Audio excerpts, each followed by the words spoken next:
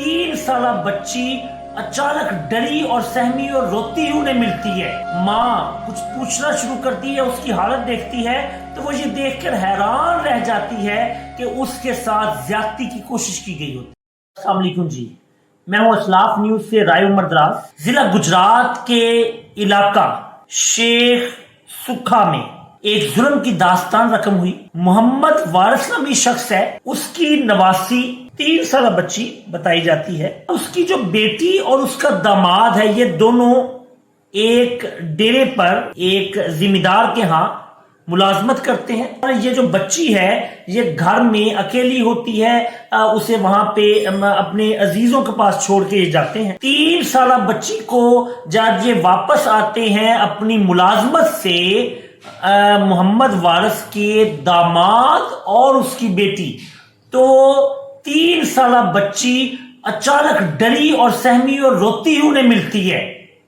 اور جس وقت وہ اس بچی کو اٹھاتے ہیں اور بچی سے ماں کچھ پوچھنا شروع کرتی ہے، اس کی حالت دیکھتی ہے تو وہ یہ دیکھ کر حیران رہ جاتی ہے کہ اس کے ساتھ زیادتی کی کوشش کی گئی ہوتی ہے۔ فوری طور پر تھانہ انڈسٹریل ایریا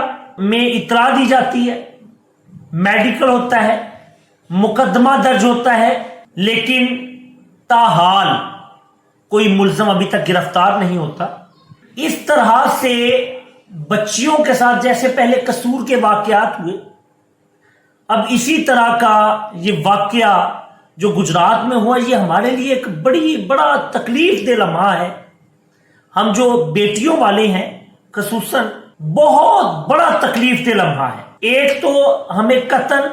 قطن بارہا میں ویڈیوز میں بتاتا ہوں کہ کبھی ایک خاتون، چاہے بچی ہو،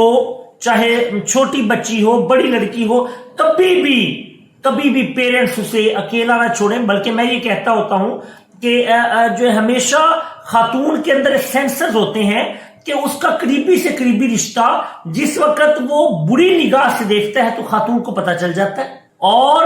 یہ ہے کہ چاہے ٹیچر ہو، چاہے وہ قاری صاحب ہو، چاہے مرد جو ہے وہ آپ کا ماموں ہو، چاچو ہو، والدین کے علاوہ کوئی بھی ایسا رشتہ جو آپ کو بیڈ ٹچ کرتا ہے یا آپ پہ بری نگاہ رکھتا ہے تو فی الفور اپنے والدین کو بتائیں۔ اور اب یہ جو اتنا بڑا سانحہ ہوا ہے، ان ظالموں کو، ایسے ظالموں کو ایسی سزا دینی چاہیے کہ جو آنے والی نسلیں ہیں ان کی وہ بھی یاد رکھیں، اور یہ نشان عبرت بننے چاہیے۔ وزیر اعلیٰ پنجاب صاحب، آئی جی پنجاب صاحب،